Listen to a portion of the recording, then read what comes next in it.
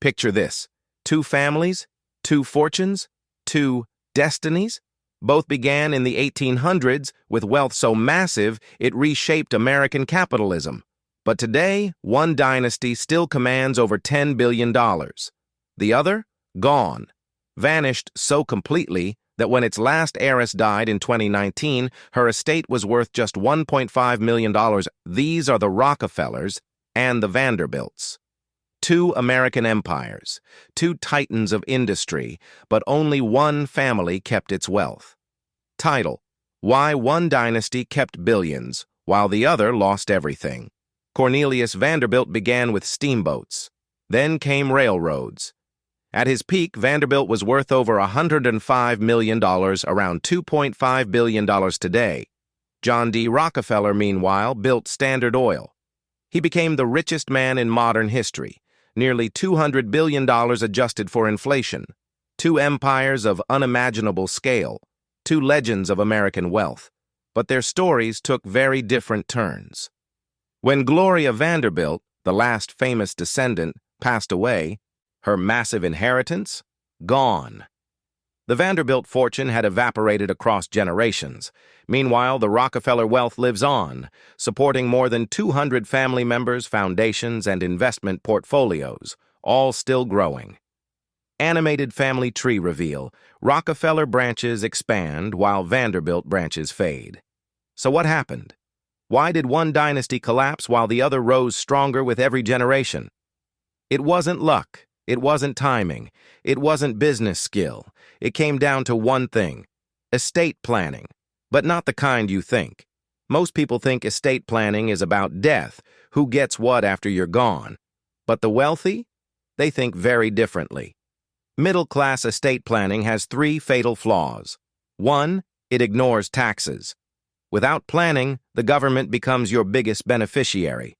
2. It offers no asset protection. Lawsuits, creditors, divorce, all can destroy wealth. 3. It doesn't educate the next generation. Money without wisdom becomes fuel for destruction. And the Vanderbilts fell into this trap. Cornelius Vanderbilt never built a system. He simply passed money directly to his children. Each generation split the fortune again and again. More heirs, more spending, more fragmentation, and without rules, structure, or financial education. The wealth simply vanished. The Rockefellers did the opposite. They built what experts call the Rockefeller method. At its core are trusts, not as inheritance tools, but as wealth multiplication machines. In a trust, you don't own the assets personally. The trust owns them on your behalf. Creditors can't touch them. Estate taxes are minimized. Wealth stays protected for generations. The Rockefellers created multiple trusts in 1934 and 1952, designed to grow, compound, and protect wealth indefinitely. But they didn't stop there. They created something far more powerful: a family constitution. It wasn't a legal document. It was a governance system, a blueprint for how the family uses wealth, how decisions are made, how children are trained, and how values are passed down. Comparison to the Vanderbilts. No rules, leading to chaos, spending, and ultimately collapse. Here's something surprising. The Rockefellers gave away billions, but giving money didn't make them poorer. It helped them keep more. Strategic philanthropy reduces taxes, protects assets, and builds a legacy that strengthens family unity. The greatest secret of Rockefeller wealth wasn't the size of their fortune. It was the protection of compound growth. Once compound growth is protected from taxes, lawsuits, and poor decisions, wealth becomes unstoppable. Step 1. Create a revocable living trust. Avoid probate. Protect assets.